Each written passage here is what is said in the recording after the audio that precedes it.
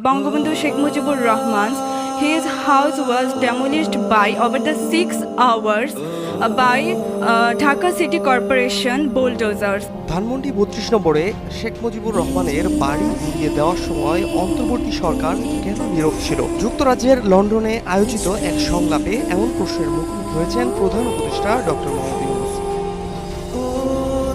গত ৫ ফেব্রুয়ারি ঢাকা সিটি কর্পোরেশনের এক্সকেভেটর দিয়ে শেখ মুজিবুর রহমানের বাড়ি ঘুরিয়ে দিতে কয়েকশো মানুষ হাতুড়ি বাটন দিয়ে ভাঙার কাজে যোগ দেন। সাংবাদিকের প্রশ্ন ছিল, যখন সিটি কর্পোরেশনের বুলডোজার দিয়ে শেখ মুজিবুর রহমানের বাড়ি ভেঙে ফেলা হচ্ছিল তখন প্রশাসন কেন চুপ ছিল? জবাবে ডক্টর মোহাম্মদ ইউনূস বলেন, ওই সময় সরকার কার্যত অচল অবস্থায় পড়ে গিয়েছিল। পুলিশ রাস্তায় বের হতেও ভয় পাচ্ছিল। এমন পরিস্থিতি কিভাবে সামাল দিতে হয় তা আমাদের জানা ছিল না। ডক্টর ইউনূস বলেন, তখন আমরা সেই পুলিশকে পেয়েছিলাম যারা কিছুদিন আগে শিশুদের উপর গুলি চালিয়েছে। সেই পুলিশ জনগণের কাছে বৈধতা হারিয়ে রাস্তায় বের হতেও ভয় পাচ্ছিল।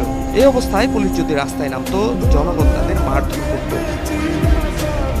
প্রধান উপদেষ্টা জানান, সময়ের সাথে সাথে পরিস্থিতি স্বাভাবিক হতে শুরু করেছে।